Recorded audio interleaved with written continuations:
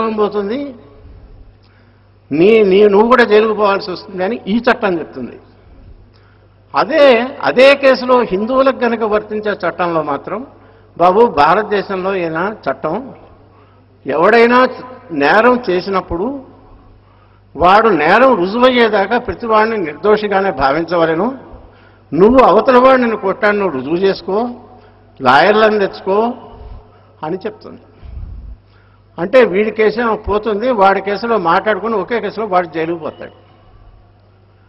సరే మామూలుగా ఇదంతా కొట్లాటలకు సంబంధించిన వాళ్ళు కదా, మనం ఎవరి జోలికి పోము, మనకు ఈ చట్టం వల్ల ఇది కనుక చట్టం అయితే మనకేం ప్రమాదం లేదు అని కనుక అనుకున్నట్లయితే అది కూడా పెద్ద భ్రమ. ఎందుకంటే ఒక వీధిలో ఒకడెవడో ఒక మహమ్మదీయుడు వచ్చి ఒక వ్యభిచార కొంపను నడుపుతున్నాడు. వ్యభిచార కొంపను నడుపుతున్నప్పుడు అది బాబు మేము అందరూ సంసారం చేసేది, అందరూ పాడవుతున్నారా కానీ అందరూ కలిసి గొడవ చేసి వాడిని అక్కడి నుంచి వెళ్ళగొట్టాడు అనుకున్నాం.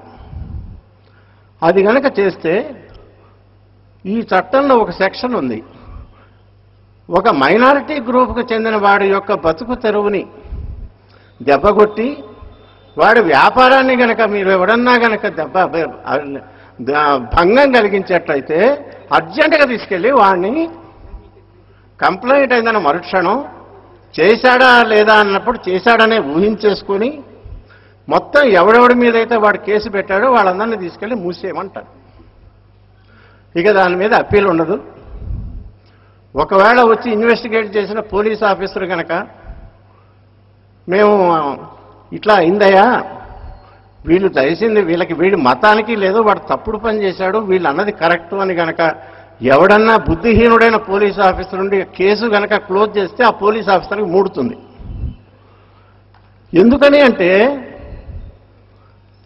మామూలు మనం ధరిస్తున్న ఇండియన్ పీనల్ కోడ్ ప్రకారం అందరూ చట్టం ముందు సమానులే, కానీ ఈ విషయం ఇది కనుక చట్టం ఏంటైతే ఈ కొత్త చట్టం ప్రకారం మైనారిటీ వర్గానికి చెందిన వాళ్ళు ఎక్కువ సమానులు.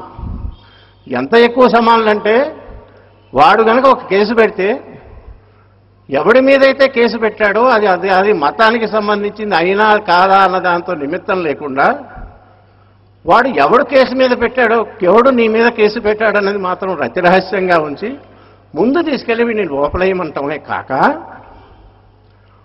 వాడికి ఎవడైతే కంప్లైంట్ చేశాడో, అంటే మన ఈ పర్టికులర్ కేసులో వ్యభిచార కొంప నడుపుతున్నటువంటి మహాత్ముడు, వాడికి ఈ పోలీస్ ఆఫీసర్ రిపోర్ట్ చేయాలి పీరియాడికల్గా, వారానికి 10 రోజులకి. అయ్యా తమరి కేసులో ఏమయ్యా ఎవరైనా లోపలేసావా లేదా అంటే, అయ్యా నేను ఇన్వెస్టిగేట్ చేస్తున్నానండి, మీకు తమరికి మనవి చేసుకుంటానండి, తమరు జాగ్రత్తగా ఉండండి, కాస్త నన్ను బతకనివ్వండి అని చెప్పాలి.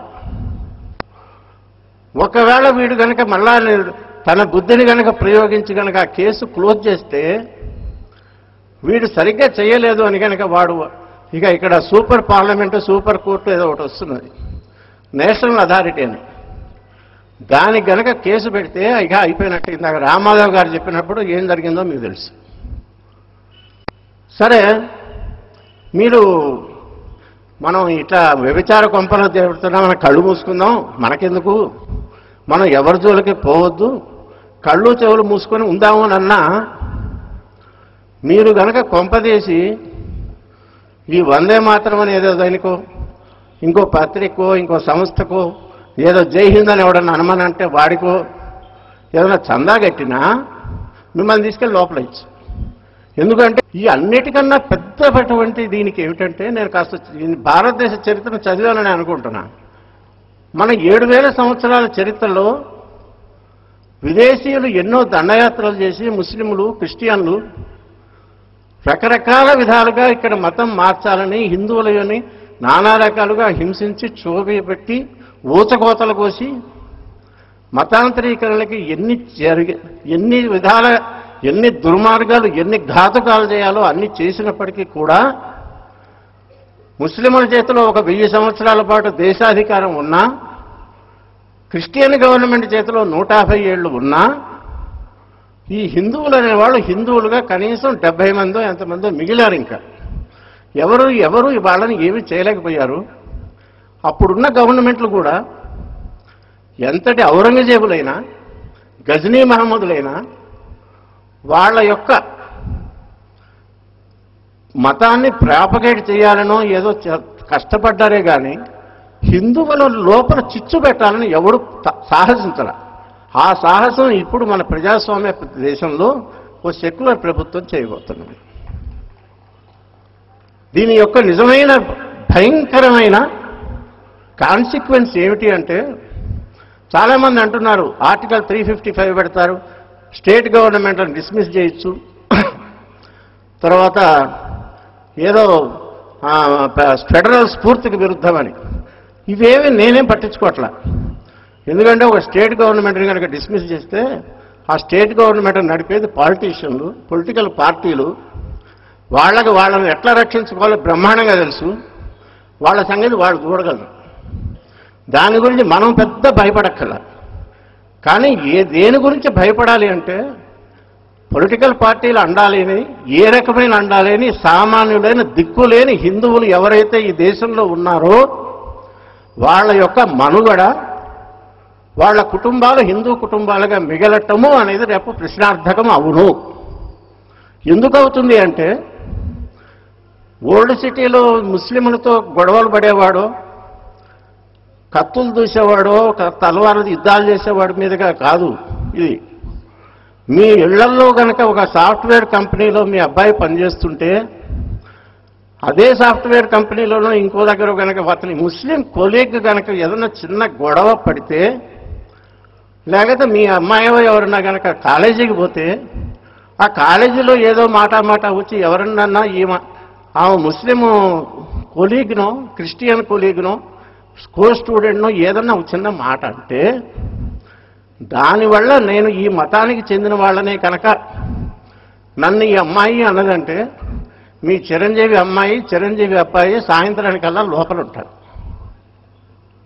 ఇక తర్వాత వాళ్ళని విడిపించుకోవడానికి ఒక 2 నెలల్లో 3 నెలల్లో 3 ఏళ్ళు చెంచలగూడ జైలుకో ఎక్కడికో తిరిగి వచ్చిన తర్వాత వాళ్ళు మిగులుతారు. ఇటువంటి ఇన్సిడెంట్స్ 100, 1000 రేపు జరుగుతాయి. ఇది కనుక జరిగినప్పుడు ప్రతి హిందూ కుటుంబంలో పిల్లలు అడుగుతారు, నాన్న నేను ఎందుకు ఉండాలి, నేను హిందూ మతంలోనే ఎందుకు ఉండాలి? నా ఫ్రెండ్స్లో చాలామంది అన్నట్టు, వీళ్ళు చాలామంది చెప్తున్నట్టు, వాళ్ళు పెద్ద ఇన్సెంటివ్స్ కూడా ఇస్తున్నారు కదా. నేను కనుక జస్ట్ ఒక్కసారి నా పేరు కనుక మార్చుకుంటే నేను ఇంకోటి మీద కేసు పెట్టగలను కదా. నేను ఎందుకు ఉండాలి?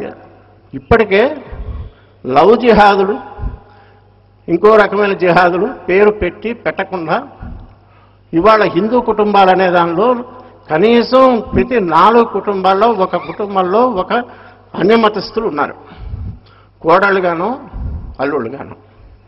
ఇటువంటి పరిస్థితి ఇప్పటికే వచ్చినప్పుడు, మతాంతరీకరణ చాలా ఉద్ధృతంగా జరుగుతున్న స్థితిలో మనం ఏం చేయాలి అన్న ప్రసక్తి కనుక వచ్చినప్పుడు, మతం మారటమే మనం జైళ్ళుగా పడకుండా, కేసులు పడకుండా గౌరవంగా బతకాలంటే హిందువులుగా ఉండకుండే చాలు అన్నప్పుడు ఏ కుర్రాడు ఏ అమ్మాయి మతం మారకుండా ఉంటారు? మీ మతాన్ని, మీ ధర్మాన్ని, మీ సంప్రదాయాన్ని ఎంతమంది పట్టుకొని వేలాడి జైళ్ళకు పోతారు?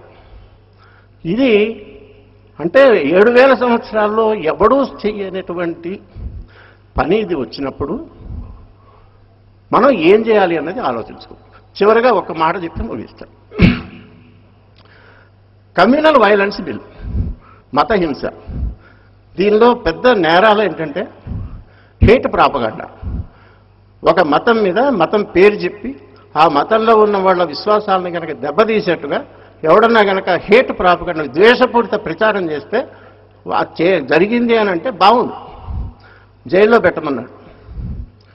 ఇవాళ మీడియాలో ఒక వర్గం గడిచిన కొన్ని నెలలుగా పథకం ప్రకారం హిందూ మతంలో ఉన్న వాళ్ళు లక్షలాది మంది ఎవరెవరినైతే ఆరాధ్యులుగా చూస్తున్నారో, ఎవరిని భగవతంత సంభూతులుగా అనుకుంటున్నారో వాళ్ళందరినీ పథకం ప్రకారం బురద చల్లి చల్లి చల్లి వాళ్ళు అక్రమ సంపాదనలు పెట్టుకుంటారు. వాళ్ళు కబ్జాకోరులు, ఇండియన్ పీనల్ కోడ్లో ఉన్నటువంటి అన్నీ చేస్తారు, భ్రష్టులు అని చెప్పి బురద చల్లుతుంటే అది హేట్ ప్రాపగండా కాదా? మరి దాని మీద కనుక మనం చట్ట ప్రకారం కనుక చర్య తీసుకోవాల్సి వస్తే మనం ప్రతిరోజు హిందూ మతంలో ఉంటున్న ప్రతివాడు చవి చూస్తున్నది, అనుభవిస్తున్నది. వాడు ఎవరినైతే దేవుడుగా అనుకుంటున్నాడో వాడి మీద బురదలు పేడలు వేయటం మతహింస కాదా అని అడగవలసిన సమయం ఆసన్నమైందని, ఇంకా ఇటుకే గనక ఇదేదో మనకు పట్టంది ఆర్ఎస్ఎస్ వాళ్ళు బీజేపీ వాళ్ళు చూసుకోవాల్సిన విషయం, కమ్యూనల్ వైలెన్స్కి మనకేం సంబంధం అని కనుక ప్రతి వాళ్ళు ఇలాగే ఉంటే మనం ఏం భవిష్యత్తు గురించి ఆలోచించుకునే లోపే మనంగా మిగలము అని అందరూ ఆలోచించాలని చెప్తూ సెలవు. Thank you.